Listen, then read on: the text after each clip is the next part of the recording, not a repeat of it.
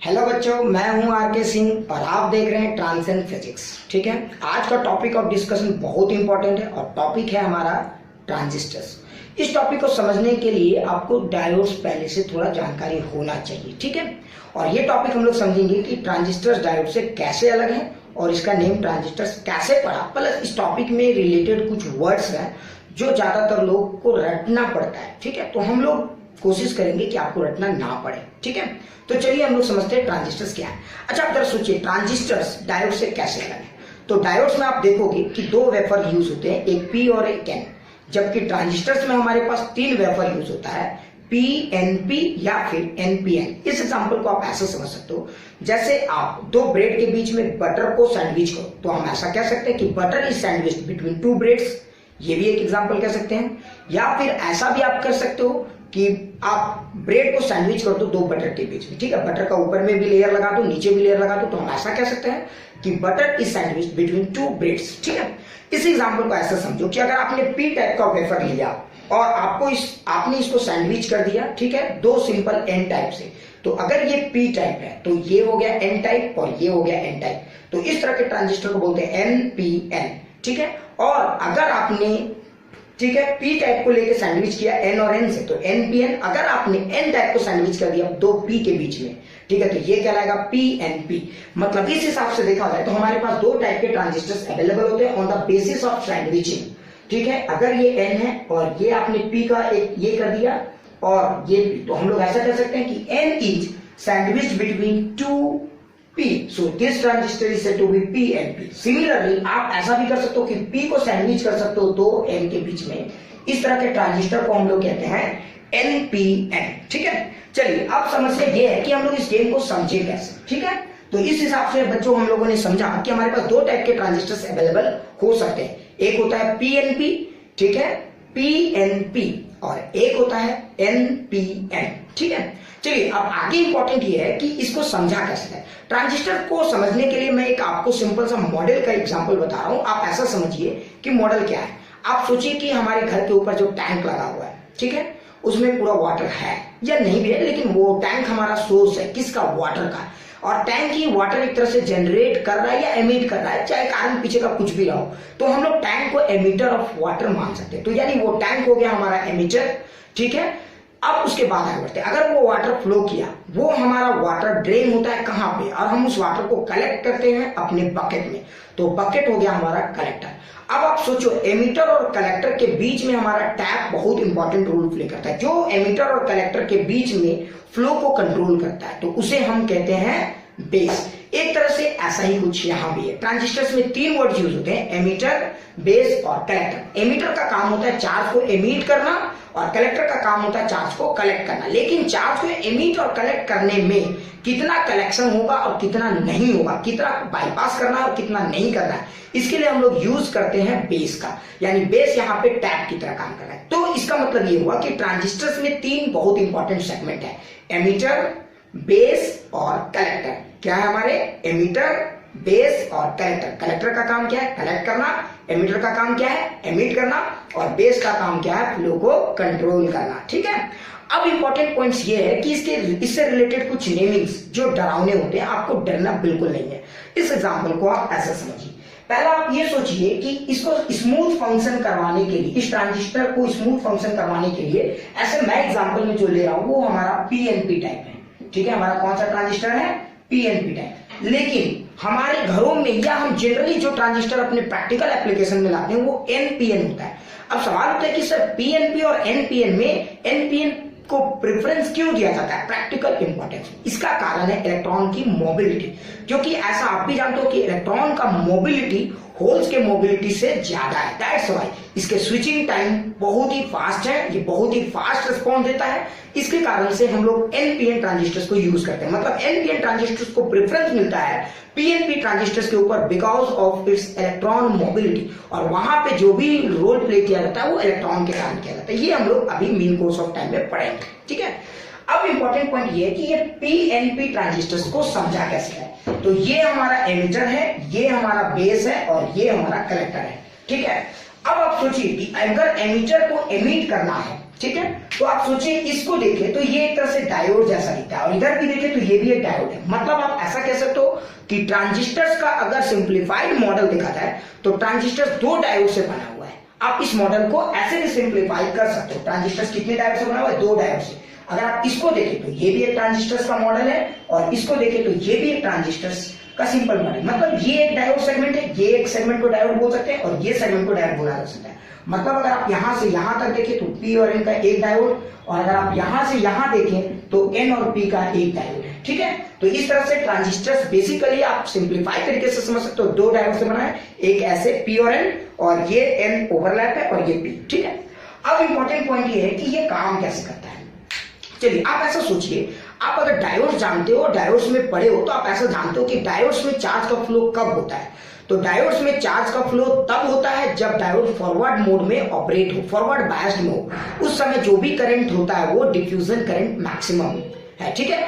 तो अब आप सोचिए कि फॉरवर्ड बायस में अगर आपने किसी डायोड को ऑपरेट किया तो वो चार्ज को ये करेगा। इसी कारण से आप यहां पे भी देखेंगे कि इस जगह पे आपको डायोड को फॉरवर्ड मोड में ऑपरेट करना होगा। तो इसको अगर आप फॉरवर्ड मोड में ऑपरेट करेंगे तो यहां से चार्ज का फ्लो होगा। क्योंकि ये पी टाइप है इसलिए यहां पे चार्ज कैरियर आपके होल्स हैं। कौन है? होल्स हैं। मेनली चार्ज मेजॉरिटी कैरियर्स आपके होल्स हैं। अब आप देखिए, और होल्स का लेने का एक और फायदा है कि होल्स का डायरेक्शन और करंट का डायरेक्शन मैच करता है। ठीक है। अब आप सोचिए कि अगर मैंने इसको फॉरवर्ड बायस्ड करा, इस सेक्शन को मैंने फॉरवर्ड बायस्ड करा, मतलब एक टर्मिनल यहां कनेक्ट करा और एक टर्मिनल यहां। एक और इंपॉर्टेंट पॉइंट है, आप देखोगे कि ट्रांजिस्टर्स का जो जनरल डिजाइन होता है वो ऐसा कुछ होता है। एक ब्लैक सा ये होता है, देखना 3 लेग्स होते हैं उसके। ठीक है। ये 3 लेग्स याद रखना, एमीटर, बेस और कलेक्टर का ही लेग्स है। और आप कनेक्शन कैसे करते हो ये वैसा ही कुछ है, इसका सिंप्लीफाइड डायग्राम है। ठीक है। अब आप सोचो कि अगर आप चाहते हो कि ये होल्स इधर से मूव करें तो आपको एमीटर और बेस वाले इलाके को फॉरवर्ड मोड में रखना होगा। किस मोड में रखना होगा? फॉरवर्ड मोड में। ठीक है। अगर आप चाहते हो कि ये चार्ज फ्लो करे तो आपको इसको फॉरवर्ड मोड में रखना होगा। ठीक है। तो अगर आपने एमीटर और बेस को फॉरवर्ड मोड में रखा तो चार्ज का फ्लो होता है। ठीक है। अब आप सोचिए यहां से जो होल्स चला, यहां ये होल्स मेजॉरिटी जरूर था, लेकिन जैसे ही वो एन वाले रीजन में गया, एन में जाते जाते वो होल्स किस में बदल रहे हैं? माइनॉरिटी कैरियर में बदल रहे हैं। तो एन में आते आते ये होल्स माइनॉरिटी में बदल रहे हैं। ठीक है। अब आप इस गेम को समझते हैं आगे। ठीक है। तो ये एन आपका माइनॉरिटी में बदल रहा है। अब आप इसको ऐसा समझिए कि जैसे ये होल्स यहां आके माइनॉरिटी में बदल रहा है। अब आप सोचिए अगर आप चाहते हो कि आगे भी ये फ्लो कलेक्टर तक पहुंचे तो आपको इस माइनॉरिटी कैरियर को यहां से मूव कराना होगा। एक बात आप जानते हो, मेजॉरिटी कैरियर कब मूव करते हैं? तो मेजॉरिटी कैरियर को मूव कराने के लिए फॉरवर्ड बायस का सहारा लेना पड़ता है, जबकि माइनॉरिटी कैरियर को मूव कराने के लिए रिवर्स बायस का सहारा लेना पड़ता है। रिवर्स बायस में आपको ऑपरेट करना पड़ता है। मतलब अगर आप चाहते हो कि कोई चार्ज यहां से चल के कलेक्टर तक पहुंचे तो देखिए थोड़ा सा इसमें ये आप सोचो, जो चार्ज यहाँ पे मेजॉरिटी कैरियर है वही चार्ज यहाँ आते आते माइनॉरिटी में बदल गया, क्योंकि जो चार्ज यहां से चला था P में वो यहां आके N में हो चुका है। या फिर उल्टा भी सोच सकते हैं, जो N से चला था वो P में भी आ चुका है, वो NPN में होगा। ठीक है। अभी फिलहाल हम लोग PNP का बात कर रहे हैं। अब आप सोचिए कि जो चार्ज P से चला वो N में आते आते माइनॉरिटी में बदल गया है, और जो माइनॉरिटी है अब डिपेंड करता है कि इसका फ्लो करवाना है कि नहीं। अगर आप इस माइनॉरिटी को फ्लो करवाना चाहते हो तो इसको रिवर्स बायस में ऑपरेट करना होगा। मतलब चार्ज का कंटिन्यूअस फ्लो के लिए आपको इसको फॉरवर्ड मोड में रखना होगा और इसको किस मोड में रखना होगा? रिवर्स मोड में रखना होगा। तभी आप ये क्लियर कर पाते हो कि चार्ज एमीटर से चला और बेस से होते हुए कलेक्टर तक पहुंचा। तो देखिए आप अगर फॉरवर्ड मोड में ऑपरेट करते हो चार्ज का फ्लो यहां तक तो हो चुका है। अगर आप इसको रिवर्स मोड में ऑपरेट करते हो तो ये चार्ज का फर्दर फ्लो होगा, जो आपका चार्ज का कंटिन्यूअस फ्लो बताता है। ठीक है। लेकिन सोचिए इस सिचुएशन को ऐसा सोचिए कि आपने पहला तो फॉरवर्ड मोड कर दिया, आपने फॉरवर्ड मोड जैसे ही करा वो चार्ज किस इलाके में आ चुका है? एन में, और एन में आते आते वो चार्ज क्या हो चुका है? माइनॉरिटी हो चुका है। अब आप इस गेम को ऐसे सोचिए, अगर वो माइनॉरिटी हो चुका है और अगर आपने इसे मूव करवाना है, आपको इसे मूव करवाना है, कलेक्टर तक पहुंचाना है, इसको रिवर्स करना है, लेकिन आप सोचो कि इसको रिवर्स नहीं करते हो, आप इसको फॉरवर्ड करते हो। ठीक है। तो सोचो फॉरवर्ड, यहां ये फॉरवर्ड सही काम किया था क्योंकि ये इसके लिए माइनॉरिटी से यहां आया। अब माइनॉरिटी को मूव करवाने के लिए रिवर्स चाहिए था, और आपने कर दिया फॉरवर्ड। बोलो क्या होने वाला है? सिंपल सी बात है, ये माइनॉरिटी कैरियर अब आगे की तरफ उतने फ्लो नहीं करेंगे, ठीक है। और अगर ये फ्लो नहीं करेंगे तो ये बेस में जमा होने लगेगा, और ये बेस में जब जमा होने लगेंगे, इनकी पॉपुलेशन बढ़ने लगेगी, तो बेस को हम लोग कहते हैं कि सैचुरेशन में पहुंच रहा है। जैसे आप लोग भी समझ रहे होंगे कि इंडिया की भी पॉपुलेशन अच्छी खासी तेजी से बढ़ रही है, मतलब इंडिया भी एक सैचुरेशन स्टेट में जा रहा है, ठीक है। तो मेरा कहने का मतलब बिल्कुल साफ है कि अगर आपका बेस में ही चार्ज जमा हो रहा है तो आपका ये चार्ज सैचुरेट हो रहा है बेस में, इसीलिए इस रीजन को कहते हैं सैचुरेशन रीजन, ठीक है। तो एक बात आप तय माने, ध्यान से देखें, सैचुरेशन रीजन और एक्टिव रीजन में थोड़ा अंतर है। एक्टिव रीजन में चार्ज का फ्लो तो होता है और कलेक्टर तक आपको मिलता है पूरा चार्ज, ठीक है, पूरा नहीं, जो भी है वो मिलता है। लेकिन सैचुरेशन रीजन में चार्ज का फ्लो तो हो रहा है, लेकिन चार्ज एक इलाके में जमा हो रहा है, बेस में जमा हो रहा है। इस रीजन को कहते हैं सैचुरेशन रीजन, ठीक है। तो अब अगला पॉइंट ये है कि ठीक है सर, मैंने समझा, मतलब मैंने आपको दो चीज बताया। पहला इंपॉर्टेंट पॉइंट आप समझे, ठीक है, इस एग्जाम्पल को आप ऐसे समझ सकते हो, ठीक है। अब आप इस गेम को ऐसे समझो। तो मैंने आपको क्या बताया? मैंने आपको बताया कि अगर आपने पीएनपी का यूज करा है, ठीक है, पीएनपी, तो ध्यान से देखिए, अगर आपने पीएनपी का यूज करा, तो अगर आपने इसको फॉरवर्ड बायस करा है तो चार्ज का फ्लो हुआ है। अब यहां के बाद इसमें दो केस बनते हैं, ठीक है। अगर आपने इसको भी रिवर्स बायस करा, मतलब चार्ज का फ्लो कंटिन्यूअस हुआ है, ठीक है। तो फॉरवर्ड बायस और रिवर्स बायस, मतलब यहां से मेजॉरिटी यहां के माइनॉरिटी और माइनॉरिटी का फिर फ्लो हुआ, इसलिए आप फॉरवर्ड और रिवर्स करते हो तो ये एक्टिव रीजन कहलाता है। ये कौन सा रीजन कहलाता है? आपका एक्टिव रीजन कहलाता है। लेकिन अगर आपने फॉरवर्ड बायस किया, मतलब यहां से चार्ज यहां तो आए, लेकिन ये चार्ज अब यहां के बाद क्या, अगर आपने इसको फिर से फॉरवर्ड बायस करा, तो याद रखिएगा ये चार्ज यहां से यहां नहीं जा रहे हैं, ये चार्ज उतना नहीं जा रहे जितना इनको जाना चाहिए था। तो इस इलाके में चार्ज, ये जो माइनॉरिटी कैरियर है वो जमा होने लगेगी और उनकी आबादी बढ़ने लगेगी। तो एन जो है उसमें इलेक्ट्रॉन और होल्स का कंपैरिजन ज्यादा होने लगेगा, तो फिर ये अपना ये खो सकता है, इसकी जो आइडेंटिटी एन टाइप की ये खो सकता है। That's why this region is said to be saturation region. इस रीजन को हम लोग कहते हैं सैचुरेशन रीजन, ठीक है। लेकिन तीसरा इंपॉर्टेंट पॉइंट ये है कि सर ये एक्टिव समझ में आ गया, सैचुरेशन समझ में आया, एक और रीजन है हमारा कट ऑफ। आप ऐसा सोचो कि आपका अगर नली, आपका सोर्स ही खाली हो जाए, या सोर्स से वाटर का फ्लो ना हो रहा हो, या टैंक से वाटर का फ्लो ना हो रहा हो, तो आगे का आप सोच भी नहीं सकते। यही रीजन है हमारा कट ऑफ। अगर आपका पहला ही वाला इलाका, बेस और एमीटर वाला ही इलाका रिवर्स बायस मोड हो जाए, कौन सा मोड?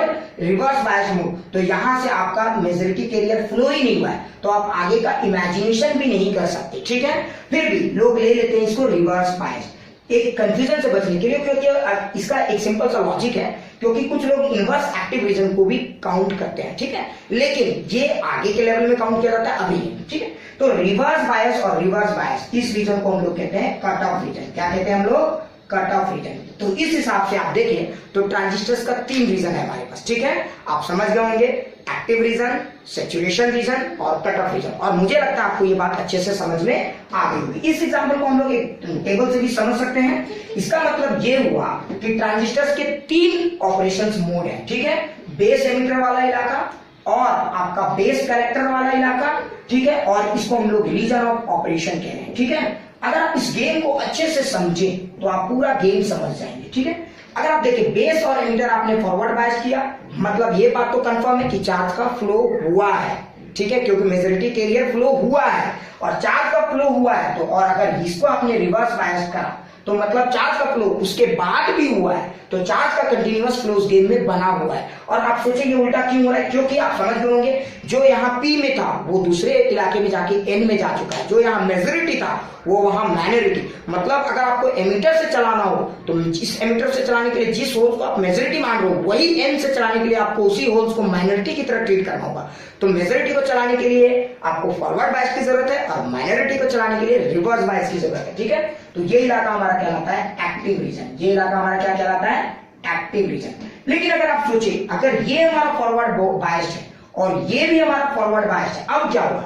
हमारा जो चला, ठीक है, एमीटर से जो चला वो तो चला, लेकिन जो हमारा बेस में जाके डिपॉजिट हो रहा है अब वो एक्यूमुलेट हो रहा है, उस इलाके में वो सैचुरेट हो रहा है, वो आगे कलेक्टर तक उस लेवल में पहुंच नहीं पा रहा है। इसलिए इस इलाका को हम लोग, इस रीजन को हम लोग कहते हैं सैचुरेशन रीजन। तीसरा हमारा कौन सा रीजन है? ये एक इंपॉर्टेंट पॉइंट है। तीसरा रीजन है रिवर्स बायस। अगर यही हमारा रिवर्स बायस हो जाए और ये भी हमारा रिवर्स बायस है, ठीक है, अगर ये रिवर्स बायस हो जाए तो आप फ्लो को उधर से बंद कर चुके हो, तो उसके बाद कोई मैटर ही नहीं बनता कि उधर क्या है हमारा, ठीक है। तो कुछ लोग ऐसा भी सोचते हैं कि सर अगर इधर से रिवर्स करते उधर से फॉरवर्ड करते तो ये इनवर्स एक्टिव मोड है जो बियॉन्ड सिलेबस है, ठीक है, उस पर भी हम लोग अलग से बहस करेंगे। अब सवाल है कि ये रिवर्स मोड है और ये रिवर्स मोड है, हमारा फ्लो ही बंद हो चुका है, इसलिए इस रीजन को हम लोग कहते हैं कट ऑफ रीजन। एक और इंपॉर्टेंट पॉइंट आप समझिए, आप देखें तो अगर आप किसी भी ट्रांजिस्टर्स को ध्यान से देखें तो आपको एक बड़ा ही लॉजिकल वर्जन दिखेगा, ध्यान से देखें तो आप समझ जाएंगे ये हमारा PNP, ठीक है। अगर ये हमारा एक्टिव रीजन की हम बात कर रहे हैं, ठीक है, तो एक्टिव रीजन में ये हमारा फॉरवर्ड बायस है, मतलब ये जो डिप्लीशन रीजन है हमारा पतला होने वाला है, तो मतलब यहाँ पे जो रेजिस्टेंस ऑफर्ड होगा दो P और N के बीच में, यहाँ पे जो रेजिस्टेंस ऑफर्ड होगा वो टेंडिंग टू जीरो आप मान सकते हैं, ठीक है। जबकि ये वाला इलाका हमारा, ठीक है, रिवर्स मोड में ऑपरेट हो रहा है, मतलब यहाँ पे डिप्लीशन विड्थ बढ़ने वाला है और यहाँ पे ये जो इलाका रेजिस्टेंस जो ऑफर्ड होगा वो इंफिनिटी के आसपास रहेगा। और ये चीज आप जानते हो क्योंकि जब कोई डायोड फॉरवर्ड मोड में होता है तो रेजिस्टेंस जीरो के आसपास देता है आइडियल सिचुएशन में, और वही डायोड अगर रिवर्स मोड में हो तो रेजिस्टेंस इंफिनिटी। आप सोचो एक्टिव मोड में क्या होता है, हमारा दो डायोड का सिंपल कॉम्बिनेशन है, ये फॉरवर्ड और ये रिवर्स, तो जिसका रेजिस्टेंस जीरो होगा और इसका रेजिस्टेंस इंफिनिटी होगा। जबकि आप इसी चीज को देखो सैचुरेशन में क्या होगा, हमारा दोनों फॉरवर्ड है, इसका भी रेजिस्टेंस टेंडिंग टू जीरो बहुत स्मॉल होगा, वेरी स्मॉल, और इसका भी रेजिस्टेंस वेरी स्मॉल होगा, ठीक है। तो आपको ऐसे भी पहचानने के लिए दिया जा सकता है कि दोनों का रेजिस्टेंस स्मॉल स्मॉल है, ठीक है। तो बताइए कि वो कौन सा रीजन है। और आप सोचिए अगर दोनों का रेजिस्टेंस वेरी हाई है, वेरी हाई मतलब दोनों कौन से मोड में ऑपरेट हो रहे हैं, रिवर्स बायस मोड में ऑपरेट हो रहे हैं, मतलब ये कट ऑफ रीजन है। अब इस गेम को ऐसे समझ सकते हैं, अगर किसी ने आपको सिंपल पूछा कि ठीक है दोनों रेजिस्टेंस वेरी स्मॉल है, दोनों रेजिस्टेंस बहुत छोटे हैं, दोनों डायोड के ये जो दोनों विड्थ है डिप्लीशन रीजन है इनके रेजिस्टेंस बहुत छोटे हैं, तो आप सोचिए कैसे समझेंगे। तो दोनों का रेजिस्टेंस छोटा है, मतलब कि पहला वाला भी फॉरवर्ड है और दूसरा वाला भी फॉरवर्ड है। पहला वाला फॉरवर्ड फ्लो को तो गारंटी दे रहा है, लेकिन सेकंड वाला फॉरवर्ड फ्लो को गारंटी नहीं दे रहा है, मतलब ये सैचुरेशन रीजन है। तो आप on the basis of resistances आप इसको इससे भी पहचान सकते हो कि कौन से रीजन में ऑपरेट हो रहा है, ठीक है। अब ये देखिए तो ये पूरा गेम है हमारा जनरल डायोड के ऑपरेट का। यहाँ पे देखिए रेजिस्टेंस टेंडिंग टू जीरो, यहाँ भी रेजिस्टेंस टेंडिंग टू जीरो, आप यहाँ पे देखिए रेजिस्टेंस टेंडिंग टू इंफिनिटी, यहाँ भी रेजिस्टेंस टेंडिंग टू इंफिनिटी, ठीक है। अब सवाल है कि sir why we call this as transistor, हम लोग इसको ट्रांजिस्टर क्यों कहते हैं। आप सोचिए एक जनरल फ्लो के सोचिए, एक्टिव रीजन के पॉइंट ऑफ व्यू से सोचिए, क्योंकि ट्रांजिस्टर्स का सबसे खास बात यही है, ठीक है, कि ट्रांजिस्टर्स आपका नॉर्मल मोड में जैसे काम करता है वैसे जनरल मोड में भी काम करता है। देखिए अगर ये एक्टिव मोड की हम बात करते हैं, ठीक है, तो अगर आप एक्टिव मोड में ट्रांजिस्टर्स को देखें तो आपको एक बात समझ में आएगा कि करंट का फ्लो तो लगातार हो रहा है, चार्ज का फ्लो लगातार हो रहा है, लेकिन इस गेम में आप ध्यान से देखिए चार्ज का जो फ्लो हो रहा है, charge passes through two resistances region, ठीक है। करंट का जो फ्लो है वो दो रेजिस्टेंसेस रीजन से हो रहा है। आप अगर अच्छे से ध्यान से देखें तो करंट पहला जो डिप्लीशन लेयर से पास कर रहा है वो लो रेजिस्टेंस को ये कर रहा है, जबकि सेकंड वाले बार में वही सेम करंट किस रेजिस्टेंस से फ्लो हो रहा है, हाई रेजिस्टेंस से फ्लो हो रहा है। आप ऐसा भी कर सकते हो कि यहाँ पे ट्रांसफर हो रहा है करंट का, कहां से कहां, lower resistance to higher resistance, because of this transfer of current from lower resistance to higher resistance, transfer of current from lower resistance to higher resistance. आप देखिए अगर कोई नॉर्मल मोड में आप ऑपरेट करो तो इसका रेजिस्टेंस तो टेंडिंग टू जीरो है और इसका रेजिस्टेंस टेंडिंग टू इंफिनिटी है, तो देखिए आप ध्यान से देखिए यहाँ पे करंट का ट्रांसफर हो रहा है, कहां से कहां, लोअर रेजिस्टेंस से टू हायर रेजिस्टेंस।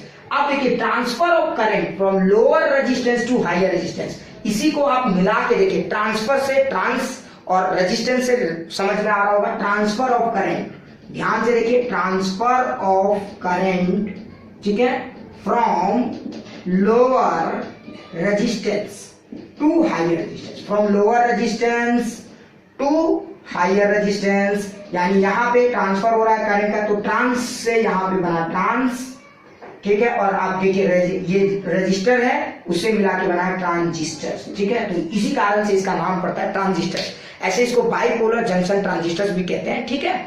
तो ठीक है बच्चों, अगले क्लास में हम लोग पढ़ेंगे कि ट्रांजिस्टर्स बहुत ही इंपॉर्टेंट और यूजफुल डिवाइस है। आप सोचो कोई आदमी अगर नॉर्मल मोड में रहता है उसकी यूजफुलनेस है, लेकिन अगर कोई आदमी एबनॉर्मल मोड में पहुंच जाए उसकी यूजफुलनेस कम है, वो एक तरह से लोड है। जबकि ट्रांजिस्टर्स का सबसे खास बात यही है, ट्रांजिस्टर्स आपका दोनों मोड में काम करता है। आप active mode, transistors active mode में है, ये आपके लिए तब भी वर्क परफॉर्म करेगा, और ट्रांजिस्टर्स अगर आपके लिए दूसरे मोड में भी है ट्रांजिस्टर्स, आप एक तरह से कह सकते हो कि एबनॉर्मल मोड में है, तब भी आपके लिए काम करता है। मतलब आप सोचो, ऐसा डिवाइस आपने देखा है कि जो बेटा नॉर्मल हो तो भी काम करके थे, जो बेटा पागल हो तो भी और अच्छा काम करके थे। तो हम लोग इसी का आगे डिस्कशन करेंगे कि ट्रांजिस्टर्स नॉर्मल मोड में भी कितना अच्छा काम करता है, कर सकता है, और ट्रांजिस्टर्स एबनॉर्मल मोड में क्या कर सकता है। ठीक है, तो आप हमारे वीडियो के साथ बने